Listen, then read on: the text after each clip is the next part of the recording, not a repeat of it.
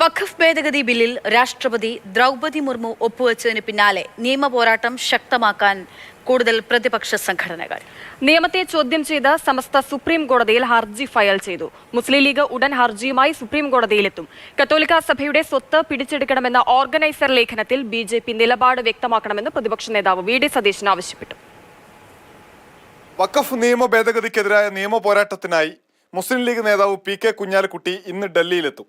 കപിൽ സിബൽ ഉൾപ്പെടെ സുപ്രീം കോടതിയിലെ മുതിർന്ന അഭിഭാഷകരുമായി കൂടിയാലോചന നടത്തി ഹർജി ഫയൽ ചെയ്യാനാണ് തീരുമാനം. ഇന്ത്യ മുന്നണിയുടെ ആകെയുള്ള പിന്തുണയാണ് മുസ്ലിം ലീഗ് ഇക്കാര്യത്തിൽ പ്രതീക്ഷിക്കുന്നത്. വഖഫ് ബിൽ അമെൻമെന്റിനെ അതിശക്തമായി തന്നെ ഞങ്ങൾ എതിർക്കും.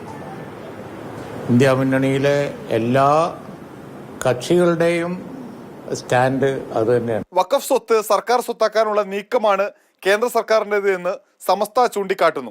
നിയമം ഭരണഘടനാ വിരുദ്ധമെന്ന് സുപ്രീം കോടതിയിൽ സമർപ്പിച്ച ഹർജിയിൽ സമസ്ത പറയുന്നുണ്ട്. വഖഫ് ബില്ലിനെ മുനമ്പത്തിന് വേണ്ടിയുള്ള ഇടപെടലായി തന്നെ ഇന്നും ബി.ജെ.പി. നേതൃത്വം വിശദീകരിച്ചു.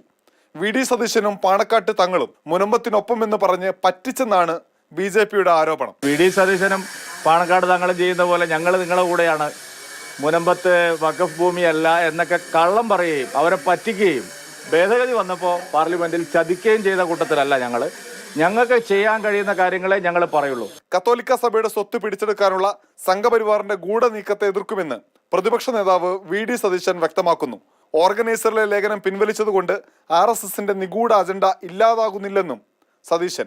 മുസ്ലിങ്ങൾക്ക് പിന്നാലെ സംഘപരിവാർ ക്രിസ്ത്യൻ സമൂഹത്തിന് നേരെ തിരിയുന്നുവെന്ന് കോൺഗ്രസ് ചൂണ്ടിക്കാണിക്കുന്നുണ്ട്. ഡൽഹിയിൽ നിന്ന് അനൂപ് ദാസ്, മാതൃഭൂമി ന്യൂസ്.